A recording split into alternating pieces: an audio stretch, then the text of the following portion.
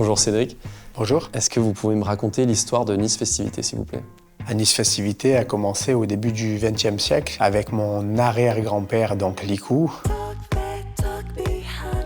À l'époque, la particularité du carnaval de Nice, c'était que c'était un milieu associatif. Ensuite, il y a eu donc mon grand-père Vincent. Il a fait les chars du roi et de la reine durant les années 90. Ensuite, mon père, que j'ai encore la chance d'avoir avec moi et qui m'aide encore tous les jours, et moi-même. Ça fait plus de 100 ans qu'on œuvre pour le carnaval de Nice. Le métier de carnavalier, il faut savoir que c'est plusieurs métiers en un qui font cette polyvalence. À la base, c'est un métier de dessinateur, donc il faut concevoir, imaginer son char. Aujourd'hui, l'évolution, c'est les fichiers 3D.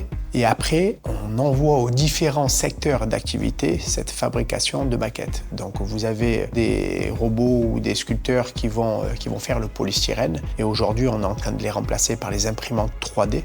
L'avantage, c'est qu'on sort déjà une forme dans un matériau rigide, prêt à l'emploi. Il n'y a plus qu'à le peindre. Vous avez un gros travail aussi qui est fait par les serruriers. Tout le corps, c'est une structure métallique fine qui elle-même est tenue avec une grosse structure porteuse pour éviter justement que ça tombe. Ensuite, vous avez la partie automate, tout ce qui est ingénierie mécanique. Vous allez avoir tout le travail de peinture, de finition, qui vient se mêler aussi avec la couture. Chaque secteur d'activité, pour moi, est un spectacle que l'on pourrait voir.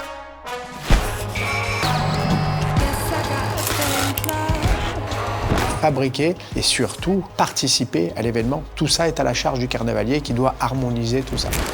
C'est vraiment un chef d'orchestre au milieu de tous ces secteurs d'activité. On fait de la miniature avec ces machines, des mini-trophées pour les entreprises, pour des anniversaires, pour des mariages, on peut faire des décors éphémères un peu plus grands et on fait de l'événement sur mesure. Donc nous, on en vit toute l'année de ça.